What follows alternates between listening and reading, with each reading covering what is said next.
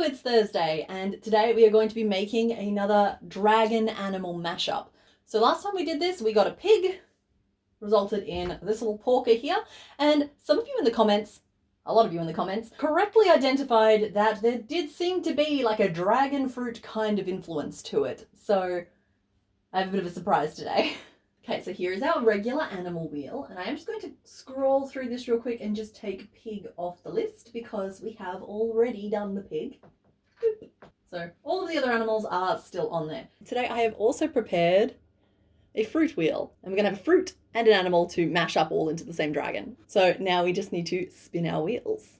So first up, we'll get our animal. And it's going to land on spots. Ah, what is that? Is that a jaguar? Leopard? I'm going to take this one to the umpire. Hold on. It's this one. Leopard. It's a leopard. I don't want to do a leopard. No, it could be cute. We're going to go with it.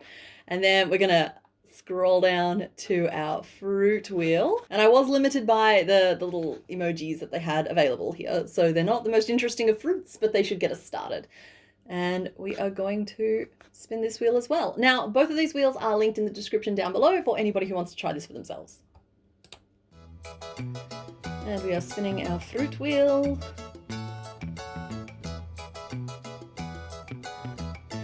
Banana. You know what? Banana leopard kind of goes together. They have the same kind of yellow with black spots color palette.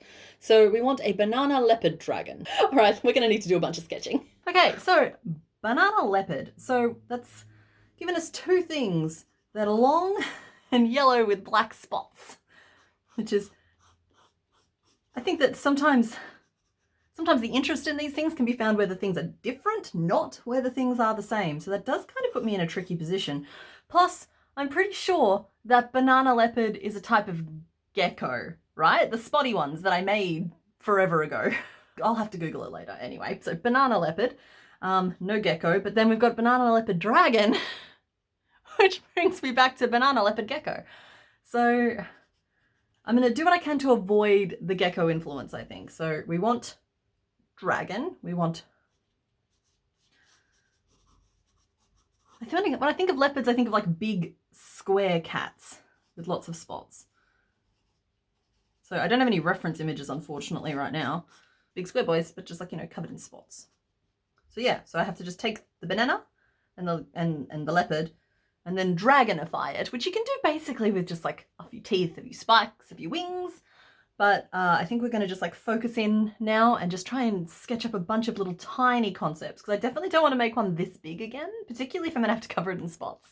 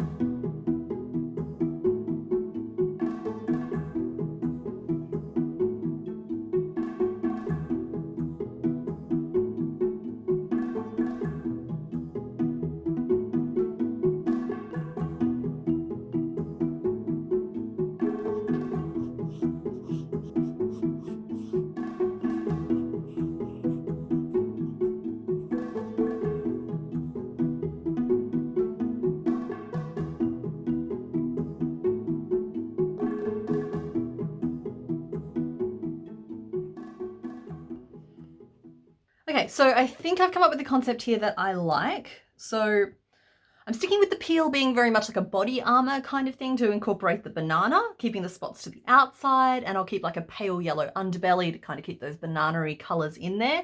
And just to sort of emphasize the dragon-y, we're gonna like bump up the claws a couple of notches, maybe include some wings and some horns. They are on the sketch, but I'm not convinced I'm going to include them just yet, okay? So I think I'm going to need an extra color in there as well, because I think just yellow, and black are going to be very like, very bleh, but we'll have to work that out when we look at the yarn. So while it's not quite as much fun as maybe like this one here, which I think is just something really cute about a literal banana, I think this is going to read more dragon-y.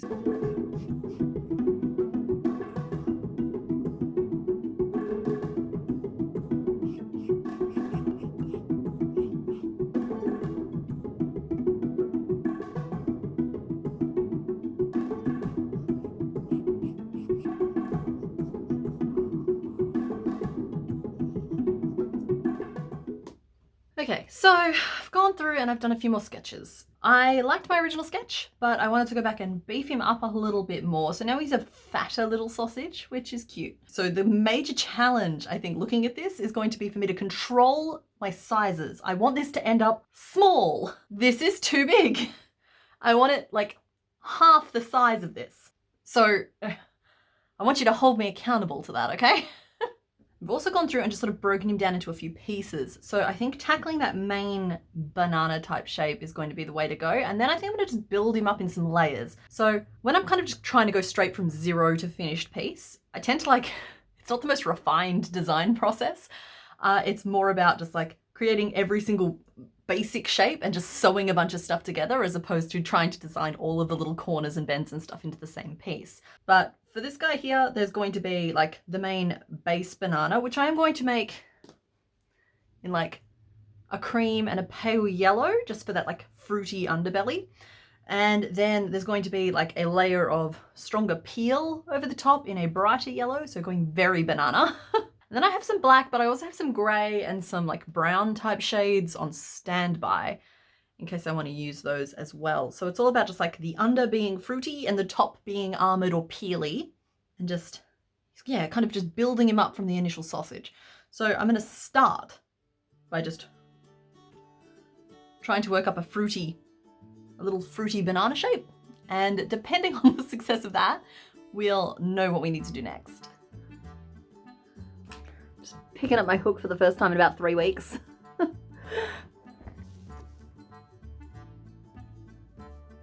So I'm starting by just working up like a flat little circle that's going to represent the top of the head.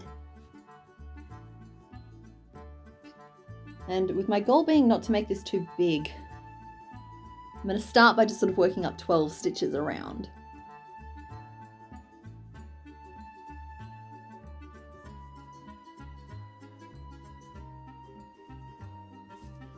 That's 12 there.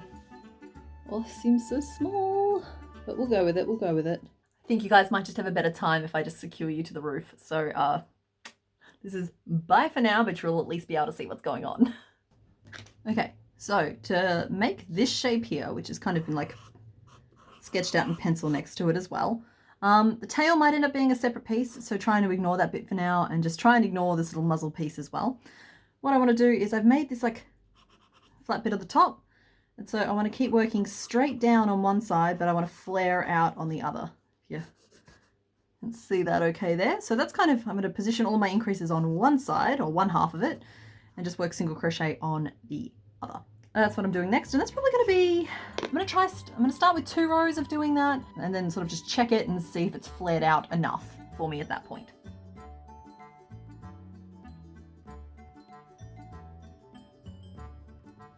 Alright, so that's 1 row.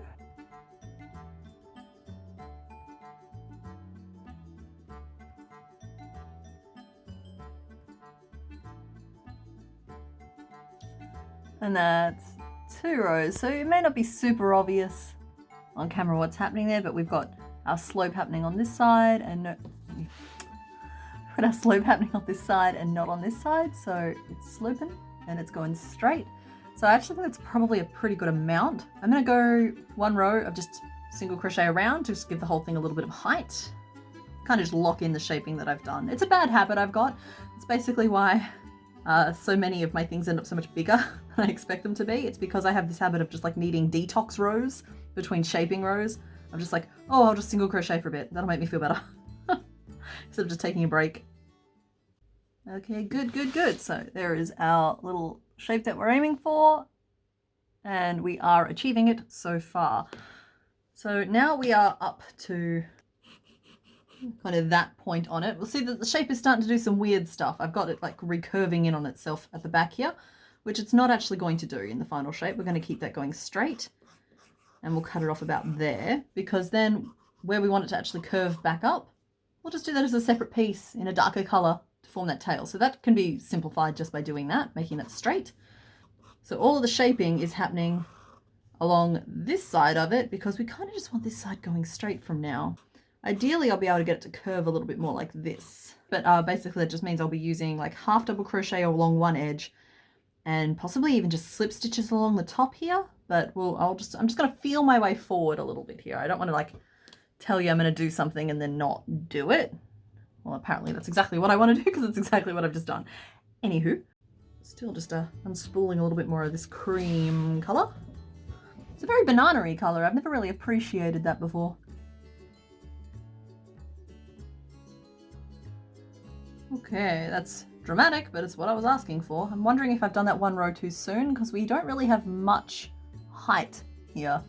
Kind of goes immediately into flare. And I suppose I was trying to stay small, but I'm thinking another row of single crochet might give me a little bit more of a defined head, which might be closer to what I'm after. So I'm going to frog back and do another row of single crochet instead, and then do this row of shaping.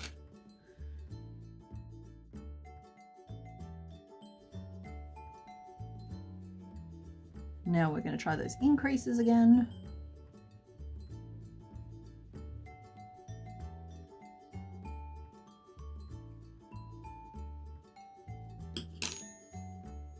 Okay, and see, that's a bit better. I'm glad I went back, so now we've got a little bit more of a head before we're flaring out into the mid-back. Not a lot, but a little bit more, forming our shape quite nicely. So in terms of the sketch, we are approximately like here.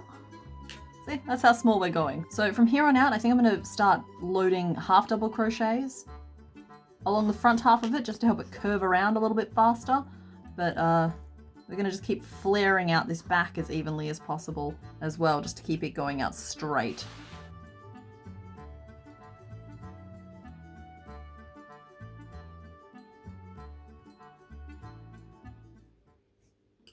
Okay, so this is a good place to stop and show you something. This is me working 6 additional increases along that back edge.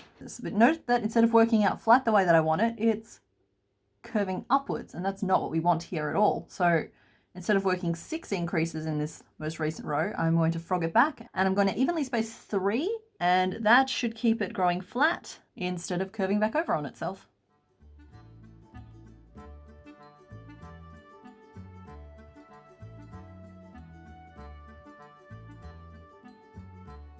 There we go. And so see, now it's sticking out straight instead of tipping upwards. So yeah, I'm just going to basically keep working up the shape of this. I don't want to spend too much longer on it. So we're just going to work up the rest of this base banana now.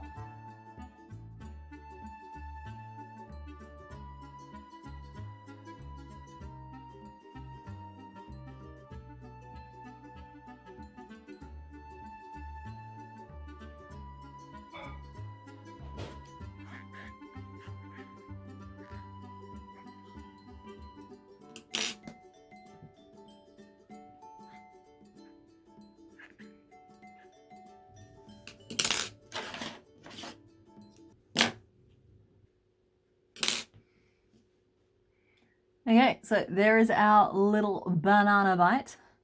Looking kind of like a chicken at the moment, but that's okay. We're going to fix that because dragging this back into frame here, you note that we've got this very curly tail. It's going to add a little bit more sort of length and a lot more curl to this body shape as well, kind of completing that banana aspect of it. So I think I'm going to make this tail piece next. So how I'm going to do that is I'm going to start at kind of this tip, work up a little bit of a tube to start with. I don't actually know if I want to start in yellow or black, because like to me, it's like quintessentially banana to have that in black. Maybe the little tip is black and the rest of it's in yellow. I don't know. And then sort of work up kind of a triangular cone until it fits over the butt of our little banana nugget. This black does seem very harsh. No, we're gonna do it. We're gonna do it. We are brave, like a noble banana leopard dragon.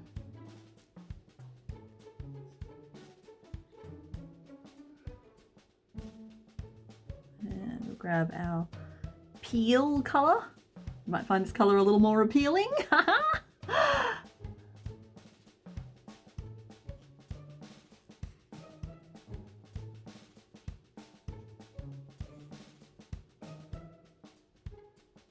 Unfortunately, I think it might need one more round.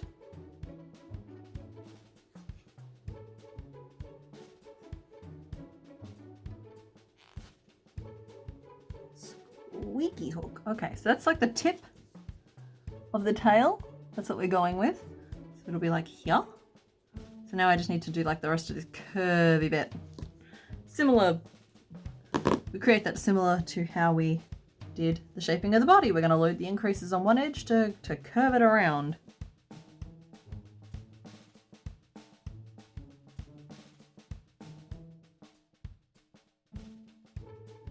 So I've kind of flubbed the curve of this banana tail, but that's okay.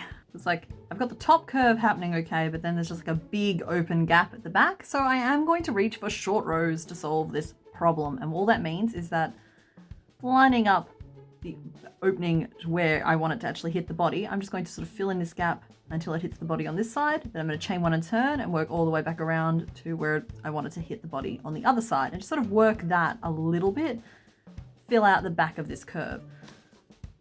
Short rows are something I don't tend to talk about very often, and I don't tend to use very often either, because I'm not the biggest fan. I think that they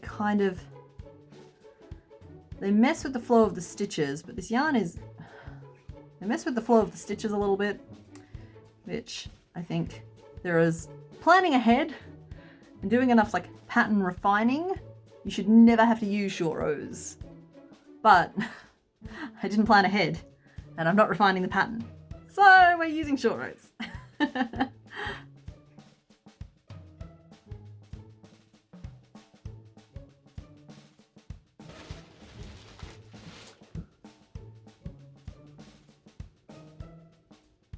Set this on a stuffed banana. Okay, so now I've stuffed the banana. And it's a little crooked, but I'm kind of fine with that. We're going to line it back up over the butt. And I want this to eventually curve down to meet this bottom edge. So you see we've still got a lot of a gap there that I'm trying to fill, because I want it to be like one continuous curve. So I think I'm going to start decreasing in on either side just to round this off a little bit. Yeah, that's what I'm going to do. I'm going to start rounding that bottom edge off a little bit just by putting a decrease on either side.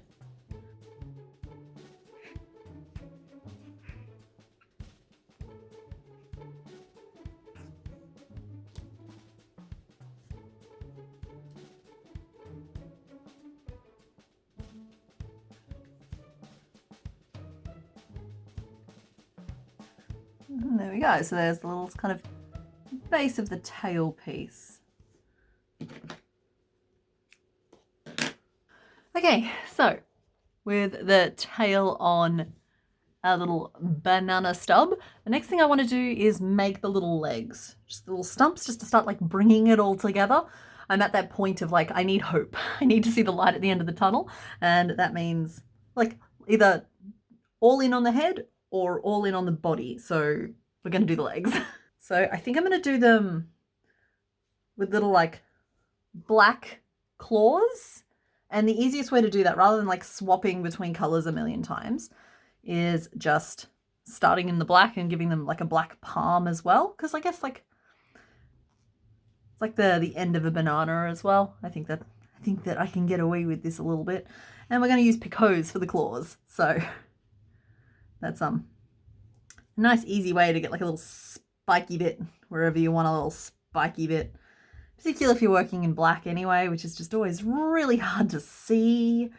The lighting in this room is not as good as I would like it to be, but we're working on that. And but the picots should make perfectly acceptable tiny banana claws. It's 2. Tighten that up a little bit.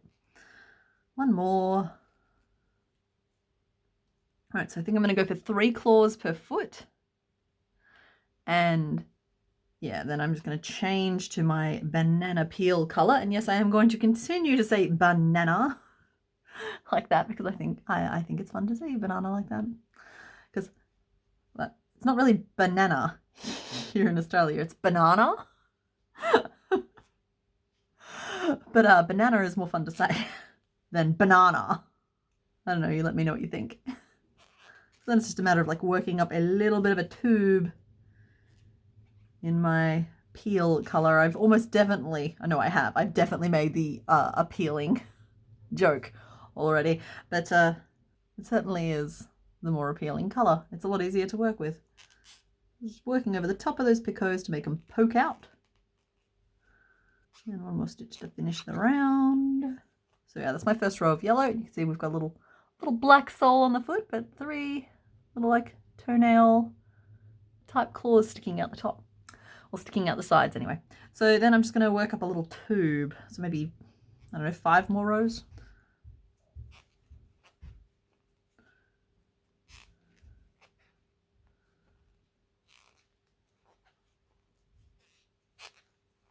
This has to be the loudest hook anyone has ever owned ever, right?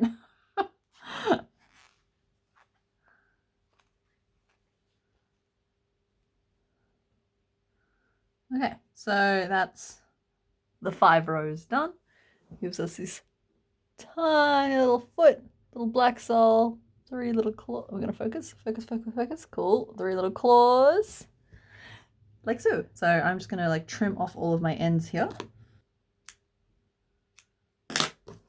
And there is our finished foot. So now I've got one of them. I think all 4 of them are going to be the same. I don't think I'm going to need to have it like a different front and back. So I'll just make another 3 of them now.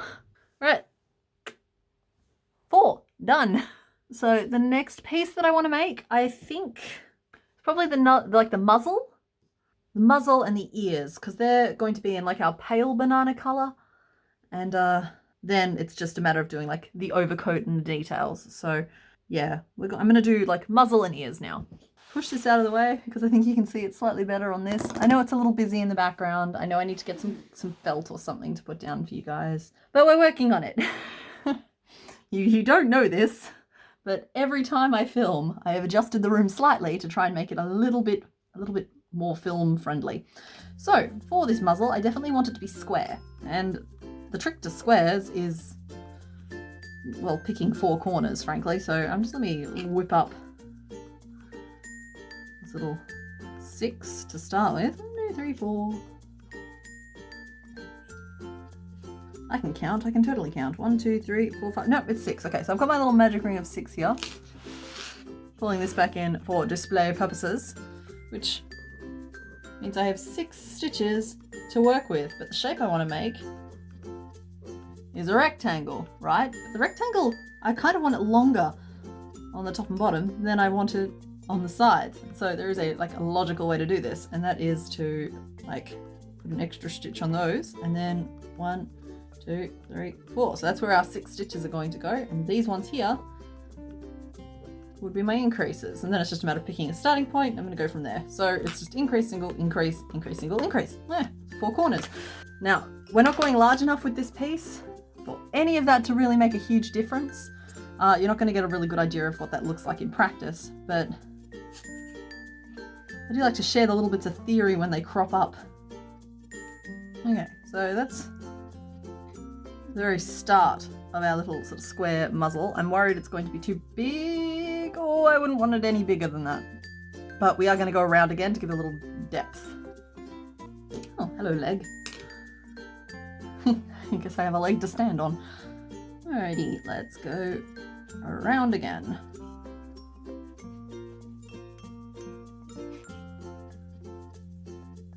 Okay, that's around once.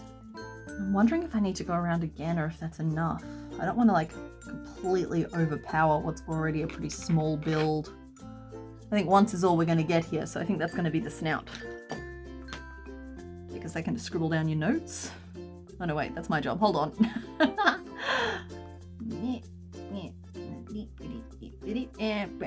Hold on, okay, and just finish that off.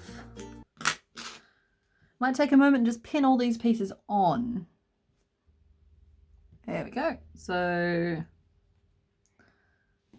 I think he's coming out pretty close to the shape I wanted right now.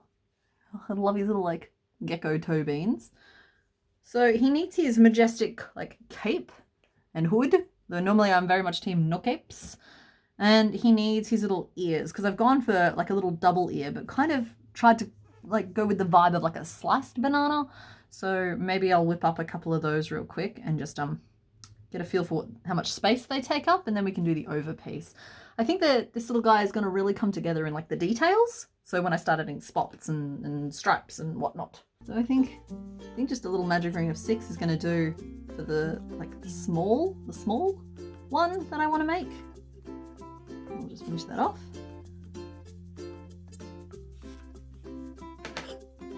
I don't know why I really decided to go for the double ear. I guess I just... multiples of things strikes me as a little bit more magic dragon. I don't want him to be like pure banana leopard. Banana. Then for the larger one, I might work it in 2 rows. I could just like magic ring more stitches. But like at a certain point, it just starts to not quite be what I'm looking for here. So for anyone wondering how I know what stitch to use, well, the stitches always do the same thing, predictably. You just kind of have to decide which like Lego piece you need next. It's a little more triangle than I would have liked. Maybe that'll work for me. I don't know, let's find out. So that's a little earpiece. Then I would layer it up. Oh yeah, no, behind it hides the triangular nature of it. It's fine. It's fine. It's fine. It's fine. Now, even as I've made ears and legs and snouts and feet and all like, even as I've made a lot of pieces, he's starting to look like a banana corgi. I have completely overlooked the fact that I never snapped any eyes in. So I'm going to have to work out how I want to do those, or if I'm just going to like stitch them on. Because like, I do think safety eyes bring like a lot of life to anything made out of yarn, frankly. But I haven't snapped them into the body as I made the body. Whoops. But I can always make a little like base piece to snap them on through and then sew that base piece on, which will secure them sufficiently, because they were always going to be like tucked under the hood a little bit anyway. So I think I can work around that, but it's kind of a, it's not an ideal situation to work with. But anyway, those are, I mean, I need to make 2 more ears, but I can do that in a minute. But I think the next thing we're going to do is we're going to try and make his little cape piece. Now his little cape piece is going to go from like the end of the nose, over the top of the head, down behind the ears, and I have less room than I thought I did. The ears themselves might move around a little bit because I want it to swoosh down here to connect up with the legs. It's gonna like cover this little gap on the top of the legs, but the bottom is still going to be all banana-y. Yeah, it's going to be kind of an odd little piece, and what I'm just going to do is I'm going to do 1 row at a time and just keep trying it on. So we'll keep... Well, I'm watching the battery on you, and I know some of you are just like, oh, you should just get another battery. It's just like, I'm working on it, okay. I'm working on it. Yellow! This yellow has been an absolute pain today. Because like normally it's such a bright, happy color, makes me happy to use it. But this yellow just unravels every time I touch it. It's like the little strands splitting. It's not a problem I normally have with this yarn. Anywho, I'm going to start with a little chain. Just wide enough to go across the bridge of the nose. 1, 2, 3, maybe 4. We'll do 4. 4 feels better. 4 feels like a more comfy number. And it's going to be across the bridge of the nose. I'll do picture in picture. I know it's a lot to look at, but that's what we're going to do. So that's 4, and then I'm going to just do a little turning chain, and we're going to work our way back across. Loop.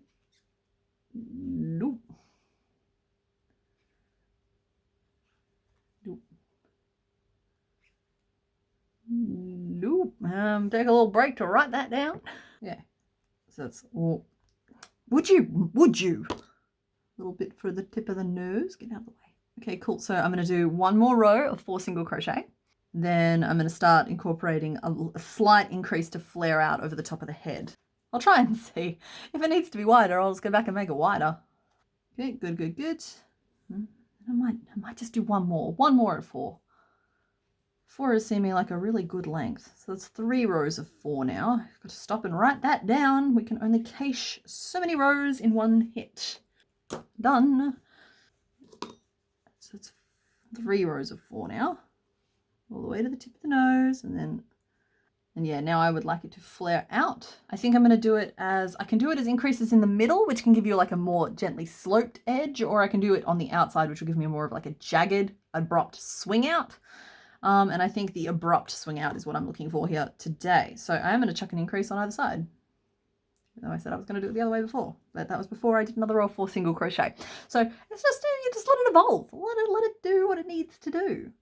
Let's see, so that would go over the top. Cool, we like that. That's a good width now, and we're going to continue that for, let's see, 1, 2, 3 rows, and then we're going to have to go real wide real fast. There's a trick to that too. That's 3 rows. Work with me here, ears, come on. All right, yeah, and we are going to now extend this capey piece all the way down to here. So I'm guessing that's going to be an extra 6 stitches. So I need to extend this row by 6 stitches. I'm going to write the notes down first. It's just, always got to remember to write the notes down as well. I'm just getting a little head on my notes because I can already see the future. So we want to extend this side down to the top of the leg because it's going to cover this seam up for us. And so how we do that is we extend it using a chain. Come on, buddy. We got this. I know it's been a while. All right, so I think we're going to need to add 6 stitches to our row. So I'm just going to chain 6. 1, 2, 3, 4, 5, 6. Or I'm going to chain 7. So I'm going to chain 6, and then I've chained 1 for my turning chain. And then I'm just going to turn and work in these chains. So 6 single crochet. 1, 2, 3, 4, 5, and 6, which brings us back to the base of our body, and I'll just work across there as well. This is all the same row.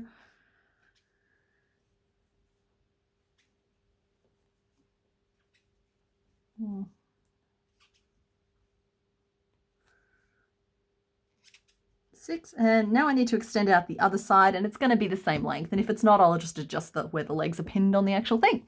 So I will extend it by 6 chains and then a turning chain, so 7 in total. 4, 5, 6, and 7. Love it when we can count to 7. So then our next row is just going to be like working the whole way across, which I believe is 18 stitches now, which is a lot bigger than I thought it was going to be, but it's still reasonably sized, which honestly is the biggest win for today. There we go. So that's the whole way across. 18 single crochet, writing our notes down.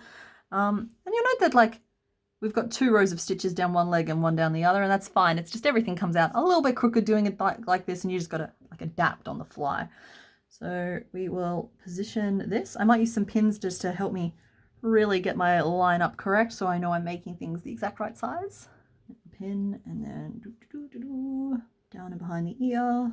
Ears are going to be a problem for me because they're maybe a little far back. We'll have to tweak the positioning a little bit, but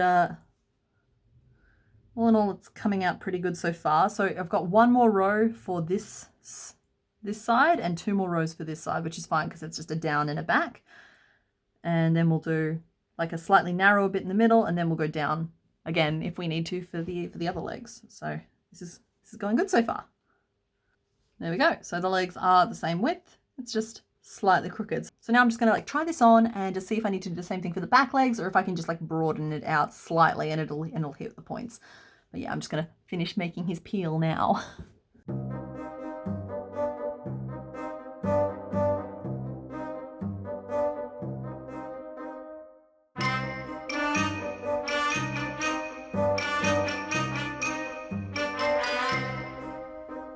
Okay, so that's that I pinned it on, obviously, you saw that there. And I've just been trying to make these ears fit, and I think I might just have to come down to just the one ear, which makes me nervous because I feel like I'm losing some of my dragony aspects. We still have the claws and the somewhat fantastical banana element, but I don't think banana inherently speaks dragon, though I suppose, you know what, bananas are radioactive, so maybe there's something there. Yeah, it's definitely giving me banana corgi at the moment. I'm really hoping the spots help bring out the leopard, the leopard of it. We'll give him a split nose as well, which I think will help. Oh, sorry, it's a million degrees in here. So I think the fin on top does kind of help a little bit. But yeah, I think what I need to do now is basically just like take these pieces off and put little black spots all over all of the darker yellow. Because yeah, I don't think there's enough room on his little arched back to add any more wings, but little fin detail on top might just sneak me across the line of dragon. Well, that and the little claws, because leopards don't have claws like this. It's clearly a reptilian thing. So it's time for a montage.